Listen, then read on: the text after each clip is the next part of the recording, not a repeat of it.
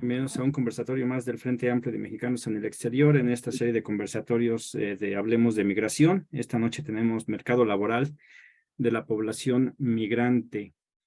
La población migrante pertenece a la fuerza laboral dentro de un país y desempeña un papel esencial en la configuración de los mercados laborales internacionales. La Organización Internacional del Trabajo, OIT, estima que, a nivel mundial, la población migrante trabajadora internacional fue de 169 millones en 2019. La interacción de la población migrante con la actividad económica desencadena beneficios directos a la producción en el país que reside, así como flujos de recursos a sus países de origen, al mismo tiempo que genera un canal adicional para la consolidación de los vínculos sociales con su nuevo entorno. En el presente capítulo se busca dar cuenta de algunas de las generalidades sobre esta población, al tiempo que permite examinar a varios de los principales países receptores. También, se pretende describir algunas de las condiciones de los mercados laborales a los que se enfrenta la población migrante trabajadora internacional, tales como participación laboral, tasa de empleo por nivel educativo y brecha salarial. La población trabajadora migrante internacional se refiere a la población migrante internacional en edad de trabajar, que pertenece a la fuerza laboral del país de residencia.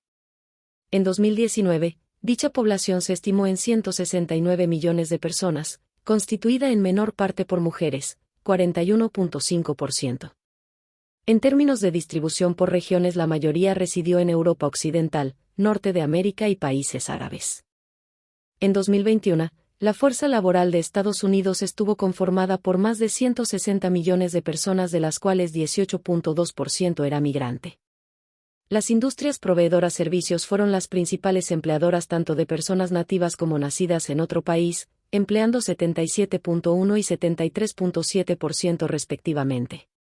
La brecha salarial entre la población nativa y migrante fue de 6.2% en favor de la población nativa.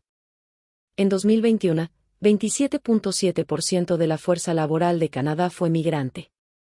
Más de la mitad de las personas trabajadoras migrantes en Canadá cuentan con estudios universitarios o de posgrado, mientras que esta proporción para la población nativa es cercana a un tercio. Los datos indican que a mayor nivel educativo, mayor es la brecha salarial a favor de la población nativa respecto de la población migrante.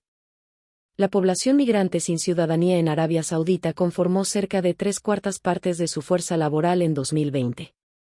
La mayoría de la mano de obra migrante sin ciudadanía trabaja en el sector privado, 62.4%, y un tercio se dedican a labores domésticas. En términos de horas promedio trabajadas, la población migrante sin ciudadanía laboran 8.6 horas más en comparación con la población nacional. En 2019, la fuerza laboral en Emiratos Árabes Unidos estuvo conformada por 7.6 millones de personas, de las cuales 94.6% eran migrantes sin ciudadanía. Por un lado, la población trabajadora nativa y naturalizada tiene una importante presencia en el gobierno, 78.2%, por otro lado la población migrante sin ciudadanía labora en el sector privado, 73.9%, y en hogares privados realizando labores domésticas. De los 42.2 millones de personas que conformaron la fuerza laboral de Alemania en 2020, 18.4% era migrante. Se observa que las personas nativas con educación terciaria tienen una tasa de empleo 12.6% mayor con respecto a los migrantes con el mismo nivel de estudios. Al respecto de ingresos anuales promedio, la brecha entre nativos y migrantes refleja una diferencia en contra de los trabajadores migrantes de 24.7%. Reino Unido contó con una fuerza laboral en 2019 de 32.6 millones de personas, de las cuales 18.1% fueron migrantes. En cuanto al porcentaje de empleados temporales, la diferencia entre nativos y migrantes es de alrededor de 2%, reflejando un escenario similar entre ambos. El ingreso anual promedio en 2018 también refleja poca diferencia entre nativos y migrantes, 0.2%. De las 28.9 millones de personas que conformaron la fuerza laboral en Francia en 2020, 12.8% fueron migrantes. De igual forma, se observa que los nativos tienen mayores tasas de empleo con nivel de estudios de educación terciaria, alcanzando 84.1%, en contraste con 72.1% en migrantes. Al respecto de los ingresos, se observa una brecha de ingreso negativa para los migrantes de 20.5%. La población trabajadora migrante en España conformó una quinta parte de la fuerza laboral de 22.4 millones de personas en 2020. Si bien existen tasas de empleo similares entre población nativa y migrante hasta nivel secundario en el mercado laboral español, el país cuenta con una brecha de 2 dígitos respecto de la tasa de empleo entre nativos y migrantes con educación terciaria. ¿Cuál es el impacto que tiene la fuerza laboral de los migrantes, el mercado laboral que tenemos nosotros como población migrante? Al día de hoy, el 18.1% de la fuerza laboral en Estados Unidos está constituida por trabajadores nacidos en el exterior. Esto representa 1 de cada 5 personas que trabajan en Estados Unidos es de origen migrante. Y al decir migrante, no contamos los que son considerados como mexicanos de segunda y tercera generación, que ellos ya vienen siendo los ciudadanos mexicanos, pero que también son americanos, no están contenidos en este informe. Se habla un total de 29.8 millones en este año, en el año pasado, 2022. Si 29.8 millones de personas le ponemos los 11 millones de aparentemente indocumentados que trabajan en Estados Unidos, representamos la mitad de esa fuerza laboral migrante en Estados Unidos. Es un número que ha ido cambiando poco a poco, que ha ido subiendo. En el último censo se estimaba que 45 millones de personas eran migrantes, o sea, el 13.6% de los residentes. Eso fue en el censo del 2020. Los datos no sé si representen fielmente la información, porque recordemos que fue en la época de la pandemia, entonces esos datos a lo mejor podrían variar, podrían ser mucho mayores, tomando en cuenta también que la migración, la población migrante, y sobre todo la indocumentada, no da su información sobre lo que es su estatus y en qué trabajan, y eso se esconde, no dan información. Entonces estos números podrían cambiar, obviamente haciendo más importante todavía la fuerza laboral del migrante, en especial del migrante mexicano, del migrante latino, en la importancia que tiene en Estados Unidos. En Canadá es algo un poquito diferente. En Canadá el número es mayor en cuestión de porcentaje, no así en número. Allá se habla de un 27.7% de fuerza laboral que es migrante. El porcentaje es mayor porque la población es menor, la de Canadá, pero también ahí cabría ver la importancia que tiene la fuerza la mano de obra del migrante en lo que son las economías de los países.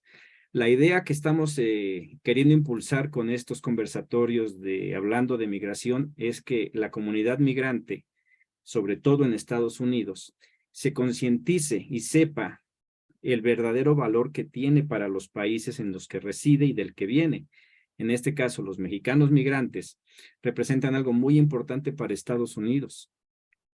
La mayor parte de lo que es la industria de los servicios, como son hoteles, restaurantes, en los campos, la siembra, la cosecha, todo eso es una fuerza muy importante, la de los migrantes y sobre todo la de los indocumentados. Los indocumentados. En el cuestión de la construcción, ahí también es un tema bastante importante, aunque ahí en ese sector, por las grandes cantidades de dinero que se manejan, que los salarios son mejores, el migrante que trabaja ahí es un migrante que normalmente tiene papeles, por lo menos residencia, y que ya no entra en esos 11 millones de indocumentados. Pero en lo básico, en la base, entran los indocumentados, que es en los que nosotros nos preocupamos más, siguiendo el tema de por el bien de todos, primero los pobres, ¿no? Esa consigna que nos da nuestro presidente Andrés Manuel López Obrador, y que nosotros en el frente es lo que nos queremos preocupar, en esos mexicanos que son los verdaderos héroes de la patria, que están con su esfuerzo sacando adelante a sus familias y a la par están ayudando al crecimiento de México con sus remesas mandándolas, a un país como Estados Unidos, que a pesar de todas sus políticas anti-migrantes, no reconocen el verdadero valor de la comunidad migrante. Si nosotros los migrantes logramos tener un mejor conocimiento de lo que valemos nosotros como personas, va a ser más fácil que nos podamos organizar y podamos impulsar estos cambios que realmente necesita nuestro país y la defensa de los derechos en Estados Unidos. Ese es uno de los, ese es el principal propósito del Frente Amplio de Mexicanos en el Exterior. Estamos teniendo reuniones con diferentes organizaciones de todos lados. Aquí en el caso, por ejemplo, Martina, ella representa una organización que ayuda a obtener visas humanitarias para que las personas puedan llegar a Estados Unidos, ¿no? Para ver, por ejemplo, personas adultas mayores que difícilmente podrían ver a sus familiares que tuvieron que salir del país y que por sus cuestiones migratorias no pueden regresar, y hay muchos, y ha habido muchos que han muerto y no han podido volver a verse. Entonces ella representa a esta organización que hace eso, que ayuda. Tenemos otras organizaciones que ven en cuestión cultural, tenemos organizaciones que ven en cuestiones laborales, Defensoría de Derechos Humanos, y la idea es darle voz a todos esos, porque aunque la población migrante en Estados Unidos está organizada por pequeñas células, no estamos unidos en un bloque.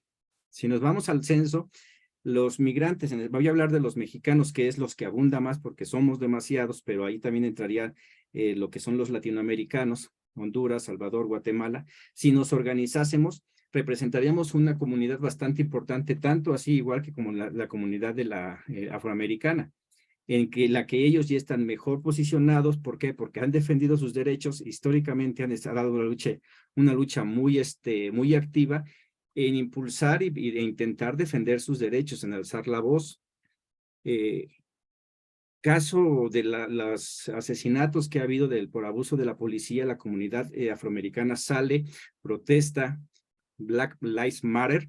Ese fue un movimiento muy fuerte que normalmente en la comunidad latina, cuando llega a pasar algo y la policía abusa de su poder sobre la comunidad latina, las manifestaciones son muy pequeñas, muy poca gente sale a hacer que se defiendan sus derechos. Y esto es porque tenemos miedo y no estamos organizados. Entonces, el migrante mexicano que no sabe que tiene derechos que se pueden defender porque no tiene esa información, difícilmente va a intentar poder salir y manifestarse y protestar. La idea es que todos sepamos, y algo que le pega a Estados Unidos es el mercado laboral, la economía. El día de hoy se convocó a un día sin mexicanos. Volvieron a hacer lo que hicieron en el 2003, me parece. Se intenta impulsar un día sin mexicanos para dar un golpe económico, y lo cambian y lo hacen a una manifestación en las calles, en las cuales sí se ve, pero se ve la falta de organización que tiene la comunidad migrante, porque no salimos en masas. ¿Por qué? Porque la gente sigue teniendo miedo. En aquel entonces, que se estaba muy fuerte el Día Sin Mexicanos, donde se pedía que no fueran a trabajar y eso, las mismas organizaciones, los restaurantes, hoteles, todas las empresas dijeron, migrante que no venga a trabajar, lo corremos. Y por no estar unidos, pues muchos no lo hicieron y fueron a trabajar. Y las manifestaciones que se dieron en las calles, lo único que representó, que fue utilizado por la derecha, fue para decir, estos tipos son revoltosos, no les interesa para nada este país que les ha dado tanto, y muchos se la creyeron, ¿no? A la siguiente marcha ya aprendieron un poquito y sacaron las dos banderas, la de Estados Unidos, sacaron la de México juntas, pero aún así nos falta organización. La fuerza o la mano de obra de los migrantes siempre va al sector de servicios, o sea, a lo más barato, lo que menos se paga. Arabia Saudita es el único país en el que prácticamente la población de Arabia Saudita es la única que no trabaja. O sea, todos los empleados de todas las ramas son migrantes, pero es un país pequeño, muy rico, que se da el lujo de poder tener a toda la gente trabajando, los migrantes, para ellos disfrutar de lo que los migrantes dan. Pero de ahí en fuera, todos los demás países, el mercado laboral de la fuerza migrante que llega es para los salarios más bajos. Si ha ido dando un cambio. Lo que buscamos el esfuerzo con esto es ver qué representa que el 18.1% de la fuerza laboral esté constituida por personas o trabajadores nacidos en el exterior. Significa que hemos hecho nuestra parte y contribuido para el crecimiento de este país que es Estados Unidos. ¿Qué tanto nos han dado? Muy poco. Se habla en Estados Unidos mucho lo que usa yo diría la derecha, y la derecha representa tanto a republicanos como demócratas. Ahí sí no hay diferencia. Aquí llegue quien llegue a la presidencia, ningún partido históricamente ha apoyado a la comunidad migrante. ninguno. Barack Obama, a pesar de ser demócrata, fue uno del que hizo más daño a la comunidad migrante, haciendo que se les pagara aparentemente en número más porque aumentó el salario mínimo, pero con lo de Obamacare obligó a los patrones a que redujeran el horario laboral de los empleados, en el que un empleado que ganaba muy poco trabajaba 8 horas, y con esta ley hizo que pudiera trabajar nada más 4, obligándolos a tener que buscar otro trabajo o simplemente quedarse sin trabajo. Esto para arreglar los números en cuestión de desempleo que había en el 2008. Con el aumento de salario mínimo que hizo Barack Obama, obligó a que aquel trabajador indocumentado que ganaba poco lograra pasar el límite para que se viera forzado a pagar, en dado caso de que pudiese una cobertura médica, que en el caso de la población migrante no la pagó, pero aquellos que sí, mexicanos, residentes, que ya tienen papeles y que ganan muy poco también, se veían obligados a estar destinando $150 por cheque a una cobertura médica, que si no hubiese existido ese aumento de salario mínimo, ellos no tenían por qué pagarlo, porque la cobertura médica en Estados Unidos para los muy pobres es gratuita, pero para los muy pobres nacidos en Estados Unidos, o sea, prefieren no trabajar. Muestra de ellos en esta pandemia, dejaron de trabajar y cobraron su seguro de desempleo. Y tan solo con el ver que las remesas aumentaron demasiado en este tipo de pandemia, eso implica que el que trabajó fue ahora sí que el indocumentado. El trabajador indocumentado fue el que continuó trabajando cuando el ciudadano americano prefería estar en su casa recibiendo ya sea su seguro de desempleo o las ayudas económicas que estuvo mandando el gobierno, que fueron bastantes y por la cual el día de hoy está en crisis, está en problemas Estados Unidos. Empezaron a dar dinero para que su población no trabajara, y ahorita para volver a echar a andar la economía les va a costar trabajo, y eso va a afectar tarde que temprano a todo el mundo. México, pese a que muchos compatriotas que no pertenecen a la 4T, que no apoyan a este movimiento, piensen que no, sí ha habido un cambio en el que México podría estar peor si se hubieran seguido las políticas económicas que utilizó, por ejemplo, Felipe Calderón en el 2008, con una pequeña enfermedad en comparación con la pandemia, lo que fue la influenza. Entonces necesitamos saber esto, ¿para qué? Para ir armándonos el conocimiento y poder, cuando hablemos de una reforma migratoria integral que se tiene que dar, y si continuamos por este camino se va a dar, podamos poner sobre la mesa cuál es el verdadero valor del mexicano. El mexicano, o en este caso para hablar de la comunidad internacional, el migrante llega a fortalecer las economías. Al principio cuesta trabajo, pero una vez que entran se empieza a activar. ¿Cuál es el valor de la comunidad hispanoparlante en Estados Unidos? Las casas se vendían bastantes, pero a partir del 2005, 2006, se empieza a vender a la comunidad indocumentada porque pagan. AT&T, Wells Fargo es el primer banco que empieza a dar créditos a los indocumentados, porque saben que trabajan, saben que pagan, y al final de cuentas, si lo llegaran a agarrar al indocumentado y lo deportasen, se quedarían con las casas porque no se estuvieran cubriendo los pagos. Univisión apareció, Telemundo apareció. ¿Quién es el que pagaba todo eso?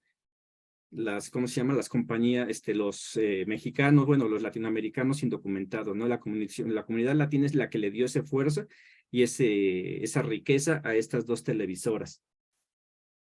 AT&T abre una línea por completo de lo que es telefonía para el hispano, en el cual captan bastante dinero, forzando a la comunidad a pagar contratos hasta de 2 años para poder tener un servicio telefónico que normalmente a un ciudadano se lo daban sin firmar absolutamente nada. Empiezan a engañar a la gente y es como hacen dinero. Y como eso, infinidad, ¿no? En San Diego, California, tenemos dos proveedores de cable, que era Cox y Time Warner, los dos igual dando contratos por años a toda la gente, pero el mercado latinoamericano era de los más fuertes que soltaba ahí. Entonces, una vez que nosotros sepamos eso, es más fácil que podamos, con argumentos, decir cuál es el verdadero valor de nosotros como migrantes en esa economía. En la economía nacional, la semana pasada lo mencionaba, a pesar de que las remesas son cuantiosas, afectan muy poco al Producto Interno Bruto. Ese es un llamado para cada uno de los gobiernos. En este caso, al ser mexicano, pues voy a hablar del gobierno y del gobierno, del actual gobierno, ¿no? De Andrés Manuel López Obrador, el cual, repito, apoyo, pero que en el tema de los migrantes se ha hecho muy poco. se siguen recibiendo demasiado dinero en cuestión de remesas, mas sin embargo ese dinero no alcanza o no sirve o no se utiliza para que exista una verdadera crecimiento en las economías de las comunidades en donde está llegando ese dinero. Estamos trabajando, estamos en pláticas y asesorándonos. Se acaba de sacar la tarjeta del bienestar, en el cual yo todavía sigo sin saber bien cómo se utiliza. No he podido descargar la aplicación para ver cómo hacer los depósitos, en el cual se supone que se va a salir más barato el mandar las remesas.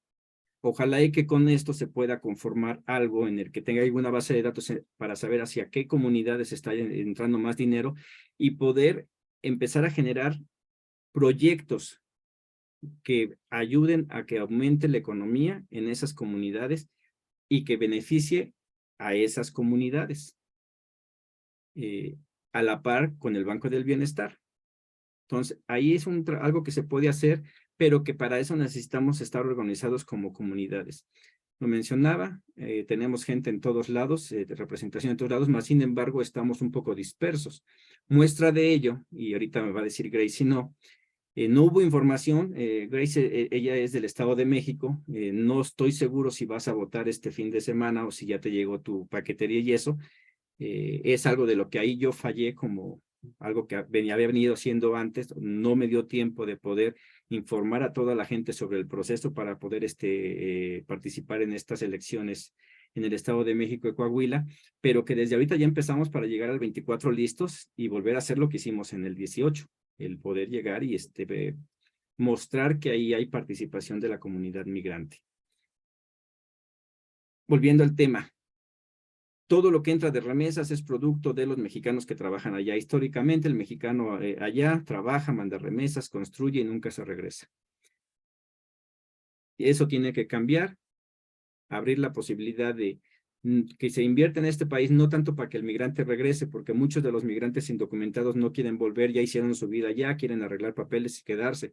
Necesitamos saber cuántos son los que se quieren quedar, necesitamos saber cuántos son los que se quieren regresar. O sea, necesitamos saber todo eso para poder, de la mano del gobierno que esté en turno, sea quien sea, poder impulsar acciones para que esto se arregle, pero acciones que emanen del pueblo, que es otras cosas de las que promovemos por ser de la ideología de Morena, en donde se habla del poder popular que emana del pueblo.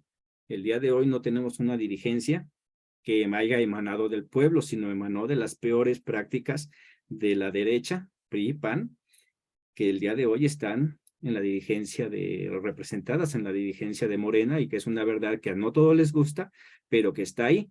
¿Cuál es la ventaja o lo bueno de Morena?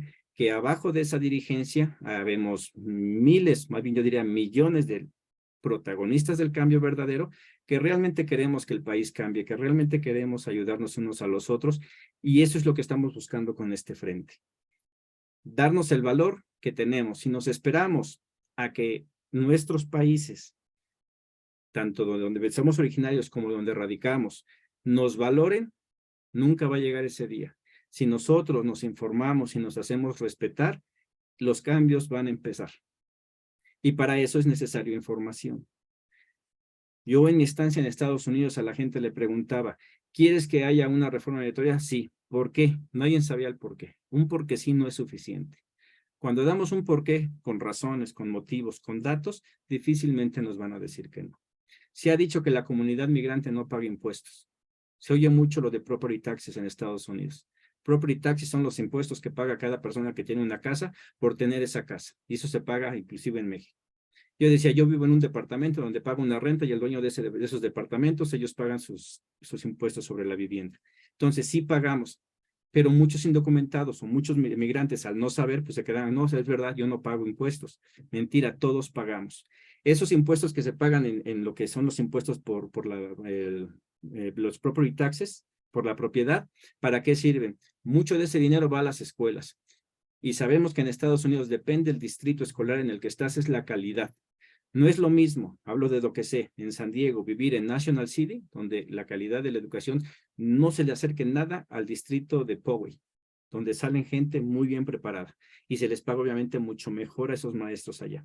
Si nosotros sabemos, ya podemos defendernos. Y me quiero imaginar, ahorita me dices, Martina, si sí o no, que esto pasa también en Houston. O sea, según el distrito escolar, es la calidad de la educación, es el salario que tienen los maestros. Y que no hay ningún problema. Aquí la idea es, si nosotros sabemos, podemos hacer que se aumente la calidad educativa, digamos, en algunos distritos marginados, pero a través de saber y poder exigir. Yo tuve que cambiar a mi hija de National City a San Diego, ¿por qué? Para recibir una mejor educación. Pero si hubiese la organización de los mexicanos en el exterior, podríamos llegar y exigir que subiera la calidad, que subieran las aportaciones que se le da al gobierno a cada uno de los distritos escolares. Pero al no estar organizados, difícilmente podría pasar.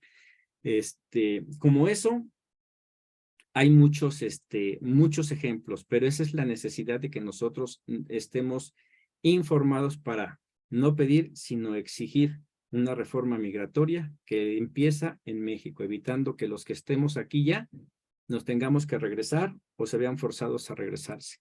Que los que estén allá se puedan regresar a un país que les proporcione mejores situaciones económicas. El día de hoy estamos en la carrera por ver la sucesión presidencial. Está habiendo en México ojalá y no pase, pero una lucha poco inteligente sobre las denominadas corcholatas. Si va a ser Marcelo, si va a ser Claudia o si va a ser Adán Augusto, eso no debe, ojalá y eso no rompa al partido y permita que llegue el PRI o el PAN. El PRI y el PAN van a ir juntos a las elecciones y tienen un voto duro que ya está comprado y que no va a disminuir. Y que lamentablemente de los candidatos o las corcholatas de la oposición, ninguno pinta bien. Ojalá y en Morena cambien y llamen a la unidad y en lugar de estar captando simpatizantes, que empiecen a exponernos y a decirnos cuáles son los planes de gobierno que tienen para continuar con lo que ya se ha empezado y que ha costado trabajo, pero que va hacia adelante, que es la transformación de México. Yo no pienso que estemos en una cuarta transformación, no pienso que se hayan podido terminar las 3 transformaciones anteriores, pero sí estoy consciente de que hay una transformación en México que el día de hoy muchos mexicanos se han politizado, pero desde las mañaneras. Y la información que se dé en las mañaneras podrá ser muy buena, pero es incompleta. Se necesita informar más para poder llegar más fuerte y poder exigir nuestras cosas.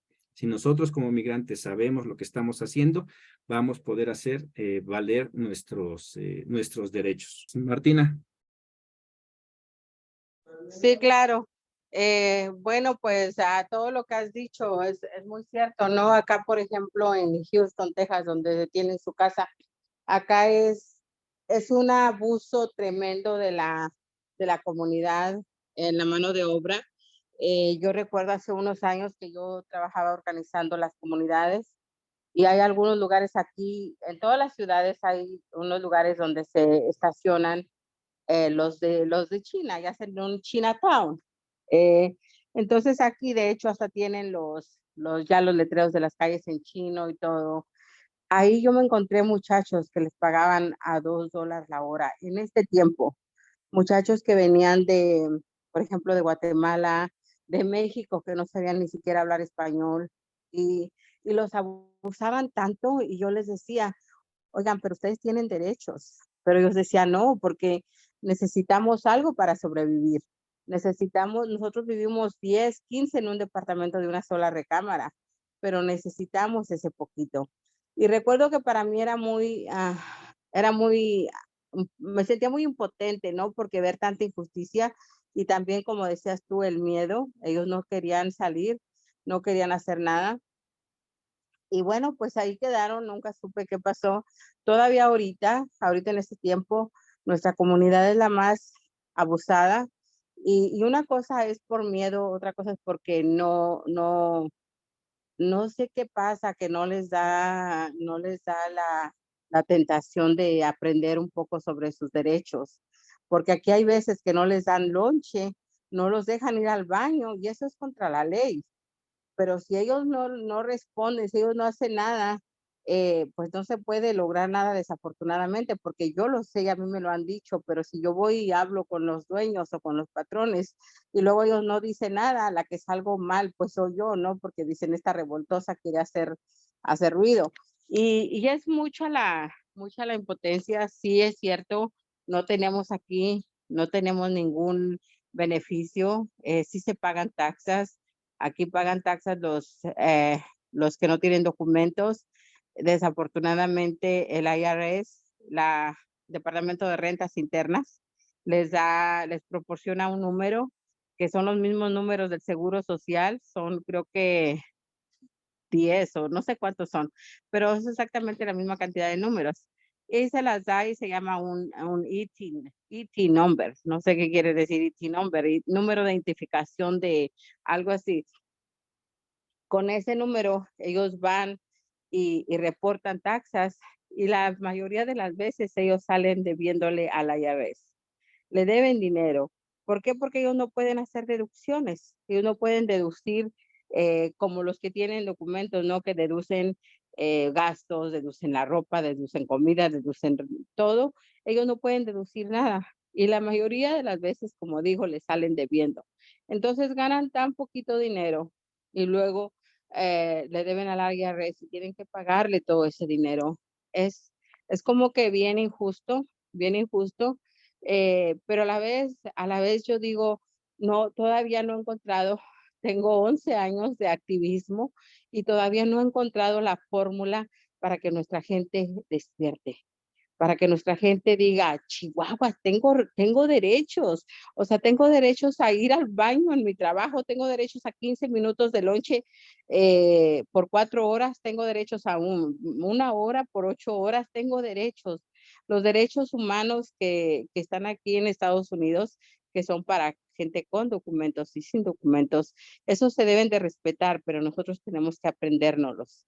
Y es trabajo muchas veces, yo siempre me voy a ir también una parte que los consulados, que son la parte del gobierno que está aquí tratando, entre comillas, de cuidar a los ciudadanos, no hace tampoco nada. Deberían de estar ofreciendo esos talleres constantemente, tener una pantalla ahí en la sala de espera y que estén educando a la comunidad. Mira, tienes derechos, habla estos números, toma esta clase, tenemos Google, tanta cosa que podemos encontrar ahorita, pero pues desafortunadamente en eso estamos, la comunidad inmigrante es muy vulnerable y es la más desatendida y la que más menos pone atención. Precisamente hoy nosotros hicimos un llamado para unirnos al boicot de Florida, donde ustedes saben la ley SB 1718 que el gobernador Ron DeSantis puso.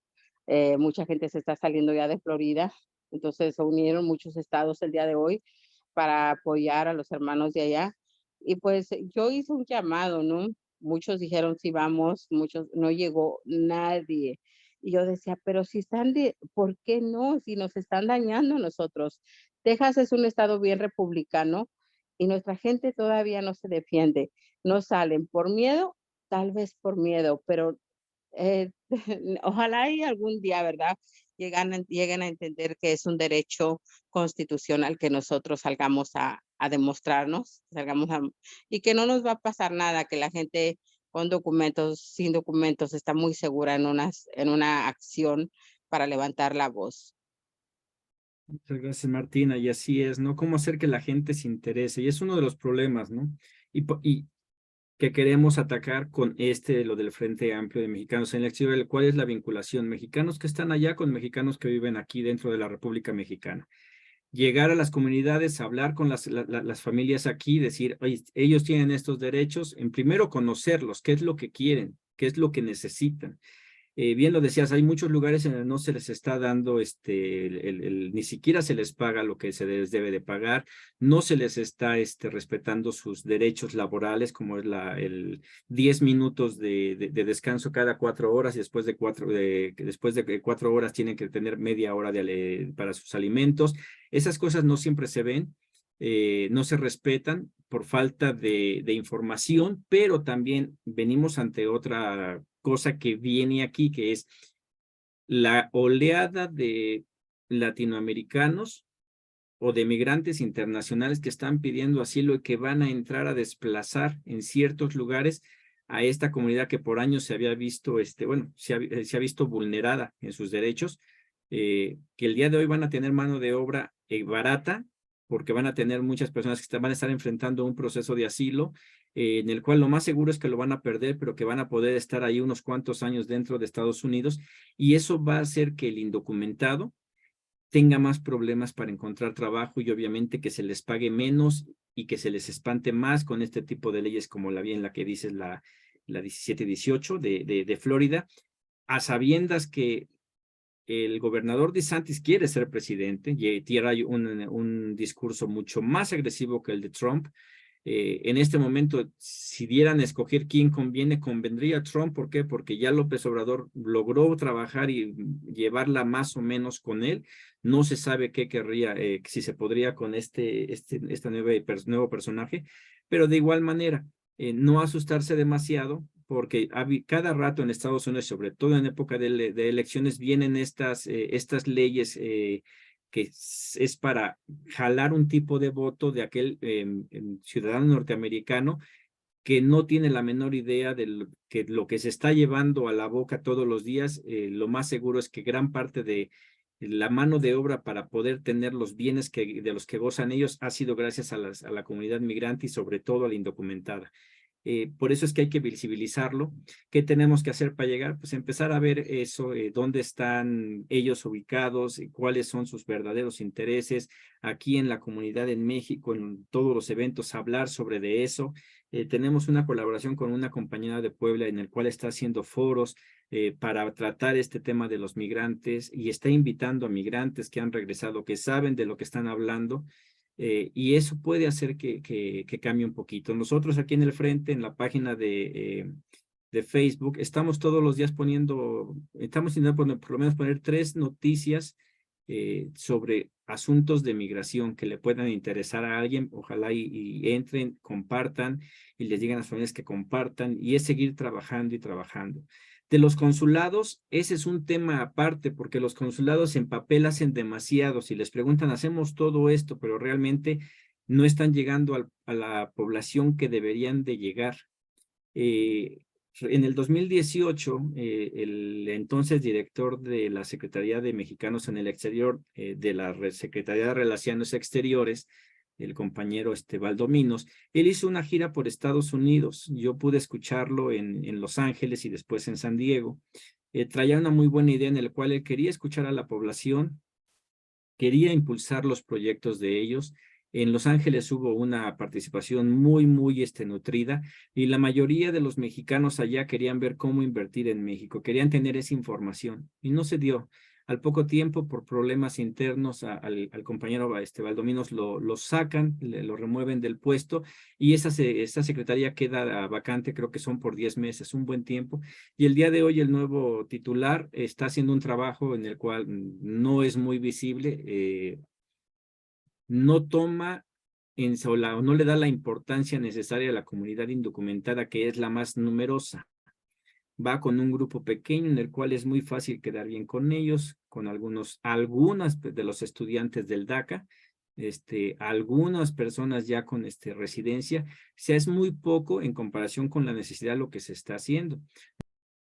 Y hace falta un acercamiento mucho más dedicado de la Secretaría de Mexicanos en el Exterior, del CEN de Morena, con la militancia, y no solamente con los que somos coordinadores o formamos ya parte del honor que por años hemos estado impulsando en Estados Unidos. Es una crítica constructiva, estamos para apoyar a Morena y a sus diversas secretarías, pero sí tenemos que decir esto, no somos complacientes, en donde sabemos que hace falta que se haga trabajo, que se está dejando a un lado. Un ejemplo, antes de que yo llegara a Morena, yo ya dejé de salir a las calles a impulsar el proyecto de Morena, porque no sabía hacia dónde iba Morena después del 2018. Todo el año no se hizo nada. ¿Por qué? Porque no había una idea clara de hacia dónde se dirigía el partido. Recordemos que se cerró por completo durante el 2018. Y a mí me decían, sal a la calle. No podía salir si no sabía qué impulsaba. Ahorita el Frente Amplio es una respuesta a eso. Al no saber exactamente hacia dónde se va, creamos algo externo, sabemos a dónde vamos, vamos a la transformación de nuestro país, vamos a que el país mejore, con ideas frescas, con ideas de la gente de a pie, que es la que ha logrado la victoria que tuvo López Obrador. Yo lo decía en algún momento, la victoria de López Obrador, la fuerza de López Obrador no es Andrés Manuel López Obrador, es 30 millones de personas que votaron por él y que él está haciendo lo que muchos de esos 30 millones seguimos apoyando en él. Que no todo es perfecto, no, pero si revisamos, hacemos un estudio a fondo de lo que es la realidad de México, está haciendo cosas que otros no hicieron. Y ahí sí, una de las cosas buenas que ha hecho ahorita la Secretaría de Relaciones Exteriores es que en su página del consulado ya aparece, no sé si en todos, pero anunciaron que ya iba a aparecer las lenguas originarias, porque muchos de los mexicanos que viven y trabajan en Estados Unidos no hablan español y ellos están al margen y representan algo importante en el tema de hoy, mercado laboral. Todas las personas que están en el campo, que están trabajando y sacando, muchos de esos llegan con permiso, pero también habría que hablar ahí, aquellos que entran con permiso de trabajo, si se están respetando sus horarios, si se están respetando sus salarios y las condiciones en las que están bien, muy pocos lo saben. ¿Por qué? Porque no llegamos a ellos, están lejos. El territorio norteamericano es muy grande, la población es muy grande y es muy difícil. En México es más fácil. Por eso lo que les decía, ¿cómo vamos a llegar a ellos? Pues desde aquí, desde el interior. Llegar a las comunidades, tienes familiares allá, sí, bueno, mira, estos son sus derechos. Avísales que tienen que hacer valer sus derechos. Si los están violentando, déjenos saber para, a través de las diferentes organizaciones que abrigamos nosotros, poder ver cómo los podemos ayudar. Grace. Bueno, primeramente quiero contestar a tu pregunta, si me dijiste que si recibí los papeles para votar. Quiero decirte que no recibí. De hecho, mira, yo tuve un problema para sacar mi INE o la tarjeta de elector porque no me la quisieron dar. Entonces yo, es que me pusieron muchos, como me la hicieron muy difícil, porque me dijeron: "Necesitas, tu acta de nacimiento y necesitas dos identificaciones vigentes mexicanas". Entonces, yo nada más tenía vigente, se puede decir, no, ni mi pasaporte mexicano ya lo tenía vencido. Entonces, no, saqué la matrícula consular y entonces ahorita ya tengo la matrícula consular y el pasaporte, entonces ahora sí estoy en trámite de ese documento, ¿verdad? Que es muy importante también para mí. Y como tú sabes, tengo la doble nacionalidad, entonces no, como que no me preocupé mucho por tener vigentes mis papeles mexicanos, pero ahorita estoy en eso. Bueno, y con relación a lo que hablaste, se me hace muy interesante, muy importante todo eso, porque todo eso es una información que ayuda. Aquí en San Diego, tú sabes que nos hace falta, no sé si tú me podrías dar toda la información, como yo puedo de alguna manera ayudar, ¿ves? Aquí hay mucha gente, tú sabes, tú viviste aquí, tú sabes, la situación sigue igual. O sea, los mexicanos indocumentados siguen trabajando en los restaurantes, de lavaplatos, de cocineros, am, pues de todo en un restaurante, ¿verdad? Todo lo que es la cocina. Y de hecho, trabajando también en las yardas, en todo eso, pero hasta donde yo sé, de mi experiencia que yo he tenido, ellos han recibido su paga, o sea, no tienen beneficios quizá, pero tienen su paga, que es lo que es el mínimo, sus breaks, sus lunch, como debe de ser. Sus horas extras también se las pagan, entonces yo no he visto así como un caso así de que no les paguen o que no les den sus breaks, sus lunch. Creo que por las leyes de California, creo que ellos están protegidos en ese aspecto, ¿verdad? Entonces, pues eso es lo que veo. Ahora, otro problema que estamos teniendo aquí, frontera, que es San Diego, Tijuana, con los migrantes que han venido de Centroamérica, que se han cruzado y que están pidiendo asilo político y que quieren y que de alguna manera han entrado, porque no sé, yo me imagino que tú estás enterado los miles que estaban en el Chaparral, por ejemplo, hace unos 2 años. parece ser que la mayoría de ellos lograron entrar. Entonces viene otro problema, muy actual. O sea, este problema es de ahora, que como tú dijiste, van a entrar, van a pedir y en ese lapso el gobierno de aquí los tiene que, pues básicamente darles a mantener. O sea, entonces, y también algunos van a poderlo lograr, otros no, pero por mientras van a hacer la competencia o sea, de los migrantes, ¿verdad? Que ya tienen aquí mucho tiempo y que han trabajado. Entonces, a nivel el problema aquí frontera, sí va a ser un problema. Apenas está empezando, pero sí va a ser un problema. Entonces, yo me gustaría que tú me informaras de qué manera yo puedo ayudar a gente, ¿verdad? Como tú sabes, aquí en San Diego se convoca, pero la gente no responde. Yo he estado con este hermano de lucha, Higinio, en Los Ángeles y allá es otra cosa. O sea, hay mucha gente, hay un grupo muy numeroso, pero yo creo que aquí en San Diego nos falta eso. Nos falta trabajar más, informar y armar un grupo, ¿verdad? Tú sabes que aquí en San Diego es muy variada la población, o sea, estamos muy mixeados de todas las nacionalidades. O sea, no podemos decir hay mucho mexicano, pero sí habemos muchos mexicanos. Entonces, yo creo que aquí tiene potencial y podríamos trabajar y como tú dices, tenemos que esperar ahora esta nueva administración, qué es lo que ofrece, qué es lo que podemos. Tú acuérdate cuando nosotros trabajábamos, impulsando a la gente al voto, ¿verdad? Informándolos de lo que Obrador tenía para los migrantes, de su plan de trabajo. Entonces, yo creo que es bien importante que ahorita en lo que viene, en la próxima administración, es muy importante saber qué es lo que tienen para nosotros los migrantes, qué son sus propuestas y pues de qué manera nos pueden ayudar, ¿verdad? Que sí, Grace, muchas gracias. En cuestión de San Diego, sí, y creo que es algo que pasa en todos lados. La comunidad latina no sale, le da miedo a veces el salir, cuesta mucho trabajo, pero vamos a seguir trabajando, te mando la información, tenemos un año para prepararnos, tenemos que llegar fuertes para el 24, el voto migrante, no sé qué planes tenga Morena, yo siento que podríamos llegar hasta el 1,000,000 de votos, es posible si se trabaja de manera coordinada. Si se sigue haciendo lo de siempre, vamos a llegar a los 90,000 votos que se recibieron en el 2018, de los cuales 60,000, poquito más de 60,000 votos fueron para Andrés Manuel López Obrador. Sería repetir el mismo número, sería un fracaso tremendo para todos nosotros que hemos estado en esta lucha por tanto tiempo. Creo que podemos hacer el verdadero cambio de demostrar que se puede hacer mucho más. Les agradezco mucho, por hoy llegaríamos al final de esta transmisión. Los espero la próxima semana mismo ahora, con otro tema y de aquí hablando de migración. Muy buenas noches a todos. Gracias, Agripina, Martina, Rafael, Carolina, muchas gracias. Buenas noches. Buenas noches.